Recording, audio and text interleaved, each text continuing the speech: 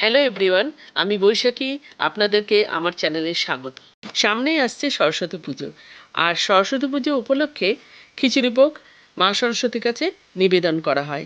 তার জন্য খুব অল্প সময়ের মধ্যে এই রেসিপিটা আমি দেখাচ্ছি, কাজে ভিডিওটা একদম স্কিপ করবেন না। এখানে 2 কাপ গোবিন্দভোগ চাল নিয়েছি, 1 কাপ ছোলার ডাল, 1 কাপ মটর ডাল আর 1 কাপ মুগ ডাল। চাল ডালগুলো এবার ভালোভাবে ধুয়ে আমি 8 ঘন্টা ভিজিয়ে রাখব। এরপর আমি কড়াইয়ে রিফাইন্ড অয়েল দিয়েছি, আপনারা সর্ষে তেলেও করতে পারেন। কটা শুকনো লঙ্কা আমি ফাটিয়ে দিলাম 3-4, 1 চামচ জিরে ফোড়ন দিলাম। দিয়ে ভালোভাবে নাড়াচাড়া করে আমি আদার গ্রেট করে রেখেছিলাম সেগুলো দিয়ে দিলাম।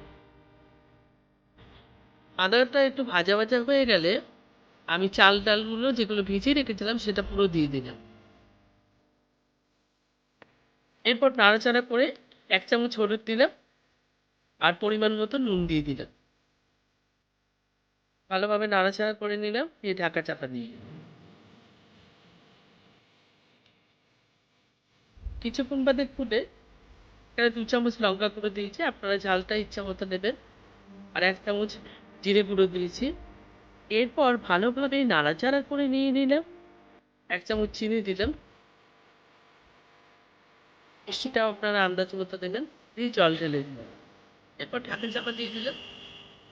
দেখুন একটু ফুটে উঠেছে, কিন্তু এখনো ডালগুলো সিদ্ধ হয়নি ভালোভাবে, আর একটু বাকি আছে সেটা দেখতে পাচ্ছেন। আবার ঢাকা চাপা দিয়ে দিলাম। আমি এখানে একটু নারকেল গুঁড়ো দিলাম যাতে টেস্টটা একটু ভালো হয়। ভালো করে নাড়াচাড়া করে জিরে ধনে এগুলোকে গুঁড়ো করে রেখে দিয়েছিলাম সেই ভাজা মশলাটাতে আমি দিয়ে দিই। এটা রোস্টেড ভাজা মশলা।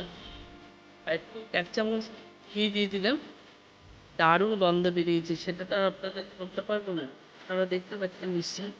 ভোগের খিচুড়ি ঠিক এইভাবে বাড়িতে বানিয়ে নেবেন। বন্ধুরা, ভোগের খিচুড়ি বানাতে গেলে একটু তো স্পেশাল করতেই হবে। আপনারা এর মধ্যে সবজিও ব্যবহার করতে পারেন। আমার ভিডিও দেখে যদি আপনারা উপকৃত হন তাহলে চ্যানেলটাকে করে দেবেন সাবস্ক্রাইব আর একটা লাইক করে দেবেন। Till then, take care, bye by.